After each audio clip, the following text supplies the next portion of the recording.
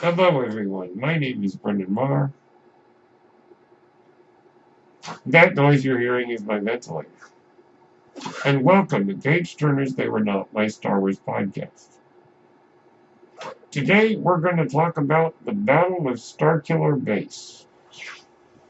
Alright, now, Starkiller Base was theorized by some Star Wars fans to have once been the planet of Ilum. Ilum was the planet where the Jedi used to go to retrieve their lightsaber crystals. Within every lightsaber is a crystal. The crystal defines what color the blade is. Apparently, a Darksider will take a lightsaber crystal and through some process turn it red. But naturally, they come in other colors. Ilum was introduced to us in Star Wars The Clone Wars, when Ahsoka led a group of young Jedi, younglings as they are called, to retrieve their crystals. Because the planet Ilum bore resemblance to Starkiller Base, it was theorized by some fans that they were one and the same.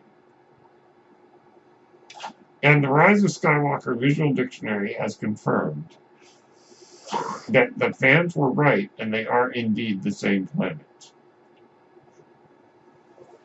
The First Order converted the planet Ilum into Starkiller Base, using the kyber crystals that naturally exist within the planet as basically the planet is able to contain the energy of stars when the Starkiller Base drains a star. The kyber crystals within the planet are able to harness that energy.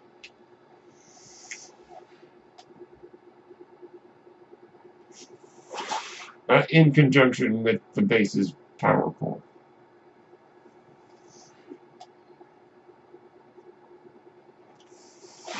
So, this being said, let us describe the battle. Now, we know, of course, that the Starkiller Base was used to destroy the Hosnian System. The planet Hosnian Prime was the seat of the New Republic. Now, what we do not get in the movie, but do get in other sources, is that the First Order was not considered a threat by many members of the Galactic Senate.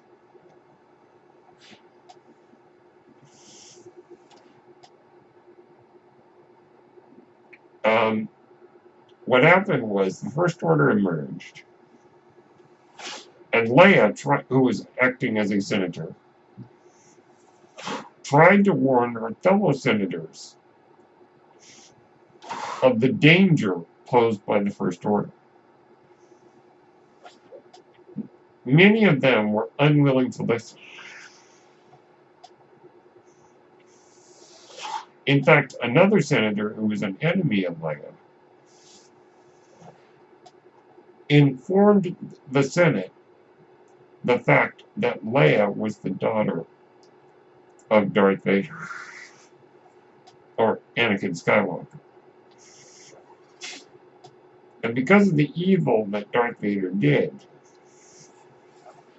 many of the senators in the New Republic were unwilling to trust Leia. Because of being discredited, and because she couldn't convince anybody that the First Order was a threat, Leia left and formed the Resistance, which, as we know, is kind of a paramilitary group. And they have recruited those sympathetic to her cause, including bringing Admiral Akbar out of retirement.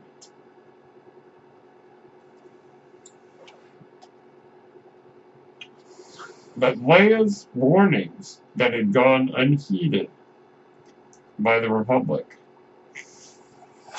proved true when Starkiller Base, in one swift move, destroyed the seat of the Republic, setting the galaxy in disarray. Now, because Finn was able to break the conditioning holding him as a stormtrooper, he was the one who was able to deliver vital information to the Resistance about the nature of the Starkiller. Also, a reconnaissance flight by Snap Wexley added to their information they had about the Starkiller Base.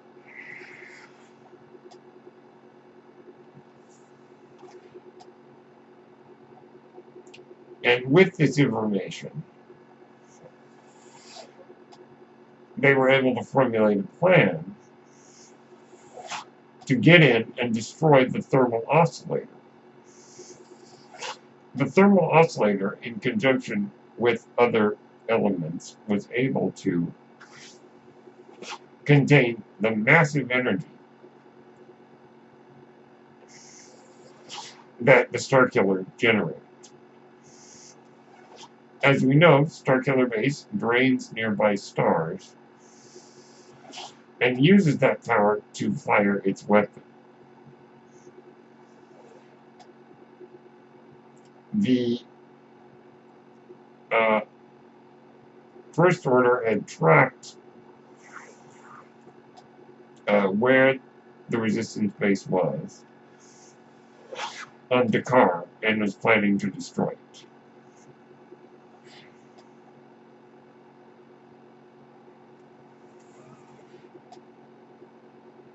So, our heroes formulated a plan. Han Solo, in an extremely risky and ridiculous maneuver, flew in at hyperspace, getting past the shield, getting past the planetary shield to reach the surface. Now, Rey had been kidnapped when the First Order had attacked Takodana, and Finn was eager to rescue her. In fact, as we later learned, that was all that Finn was there to do, leading to a hilarious scene between him and Han Solo. Now, Rey, while being interrogated by Kylo Ren, the dyad in the Force between her and Kylo was unlocked. At least that's how I interpret it. And Rey was therefore able to have the know-how to use the Force more actively than she had before. All of her use of the Force up to that point had been without her realizing it. But once the dyad had been unlocked, as Kylo Ren put it, the longer she's out, the stronger she becomes. More or less. Rey was able to escape using her newly unlocked Force potential, and kind of met our heroes halfway.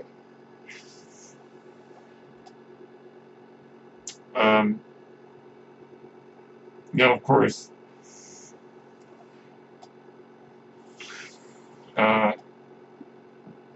Ray and Finn went off to allow to one particular building so that they could get access to Han Solo to get inside the thermal oscillator. Once they did that, Han and Chewie got inside the thermal oscillator. As Ray and Finn, in a chase scene, which didn't make it in the movie, but was later shown in the Forces of Destiny. Shown in the Forces of Destiny cartoon. That after Finn and Ray had opened the doors for Han, they raced back across the snow in a stolen speeder, being chased by First Order snowtroopers. They arrived at the oscillator to see quite a sight. While Han and Chewie were planting detonators in the oscillator, Kylo Ren was confronted by his father. Han Solo didn't call him Kylo Ren. He called him Ben. His real name. Now I believe Han knew that he was going to die. Or that the odds of him dying were extremely high. Though Han always said, never tell me the odds. But because Han Solo loved his son, Ben, he was willing to put his life on the line in the smallest of chance that he could save his son. Of course, walking out on a bridge with no railings might have been kind of silly. But hey, Imperial architecture.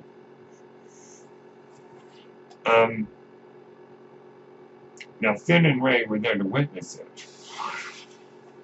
And Ben had that moment. But chose, instead of turning back to the light, chose to murder his father.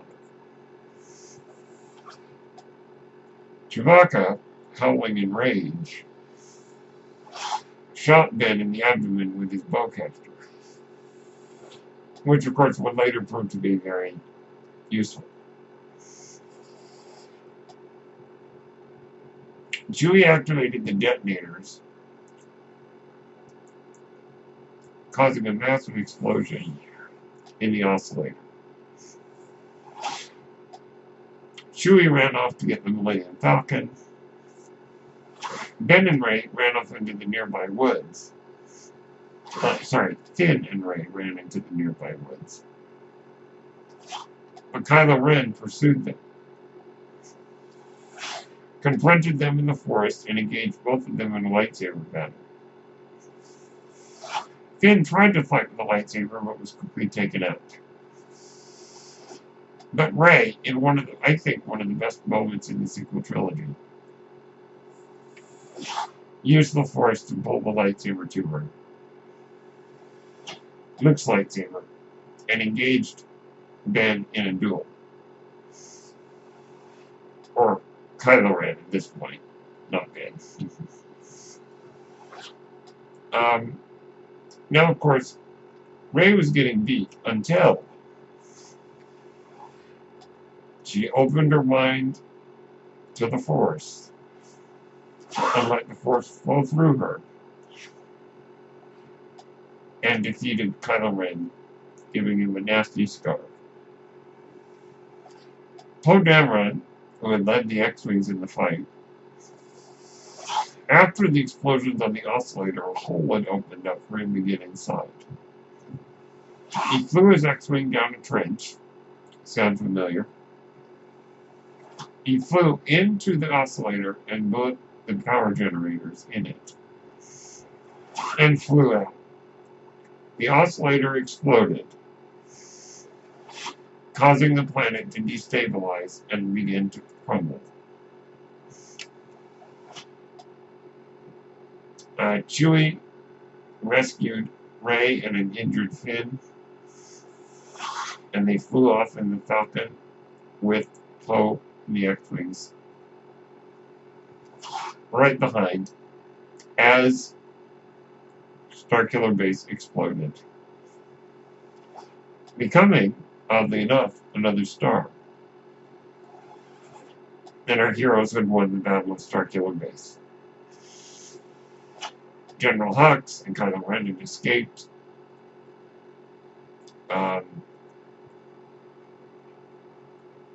Snoke had wanted Kylo to retrieve Rey and bring her to him on his flagship.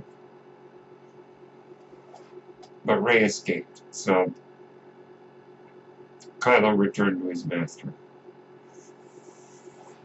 Alright, that's the battle in an overview. Now, of course, we know that soon after the First Order attacked the car, and the Resistance had to escape, but for that moment, our heroes celebrated their victory. Finn, who had not been killed in the fight, was rushed off to the medical team. R2-D2 woke back up, and he and BB-8 were able to piece together the map to Luke Skywalker. And the rest is history. Alright. That is a general overview of the Battle of Starkiller Base. There are other details explained in other books that I have not read, unfortunately. But that's basically the overview of what we see in the films. I'm going to take a short break, and when I come back, I'm going to give you my thoughts on this battle. See you in a moment.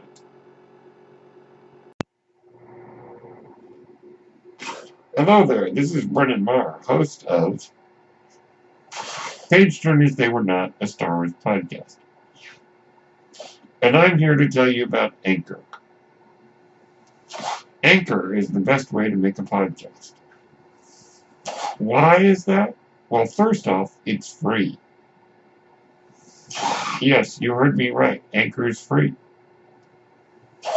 Anchor has all the tools you need to make a podcast from your phone or your computer. Anchor will distribute your podcast for you on various platforms, including Spotify and Apple Podcasts. You can make money from your podcast. And get this, with no minimum listenership. That means you can make money even if no one listens to your podcast. That, of course, is not ideal, as Anchor will allow you to spread your podcast, bring in more viewers, and you can make more money because of it. Everything you need to make a podcast is in one place on Anchor. If you're interested, download the free Anchor app, or go to anchor.fm to get started. Thank you, and may the Force be with you. Okay, we're back. Now for my thoughts on this battle. I do enjoy elements of the battle, but there are other elements that I don't particularly enjoy.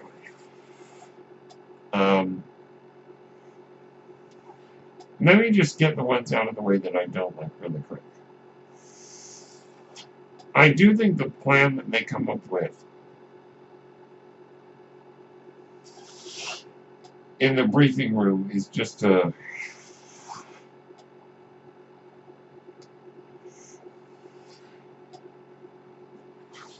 just to fly in and hit the oscillator with everything they got is probably one of the most hastily put together plans that I've ever seen in Star Wars.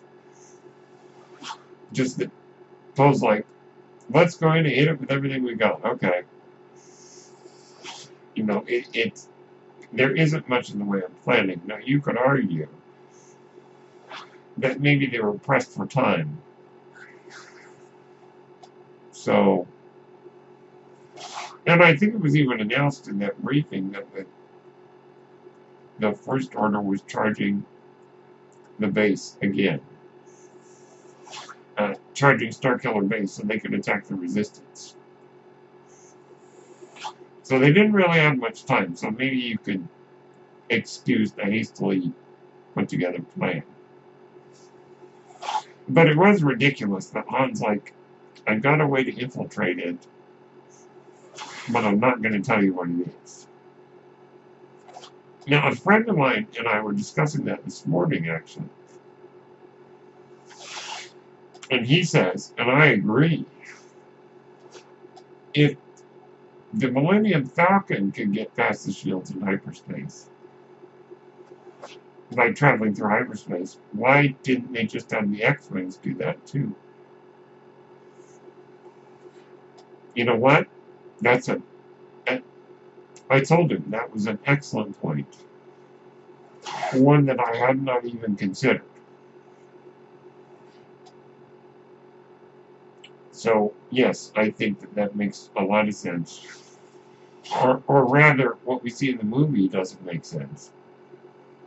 Or logically isn't followed through because, yeah, they should have just had all the ships go do that maneuver. So they could be inside the shield. And, I don't know. I mean, that's a whole other can of worms right there. One other thing that I just want to get out of the way really quick is on Takanana, where Maz's castle is, our heroes are able to see the Hosnian system be blown up. Now, logically, that doesn't make any sense because, well, okay. When you watch the movie, you might just assume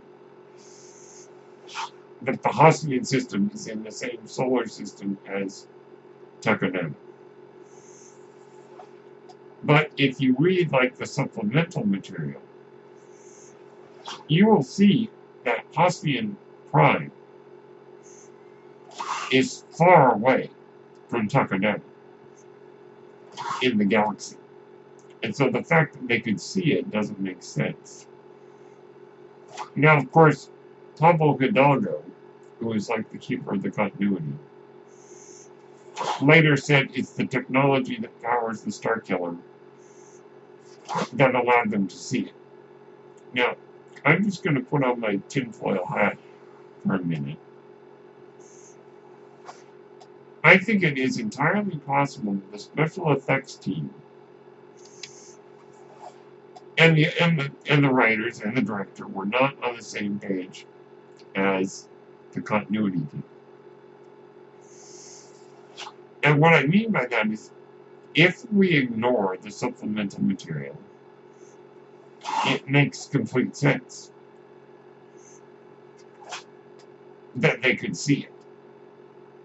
Because we would just assume it's in the same solar system. But using the supplemental material, it doesn't make sense. So I am inclined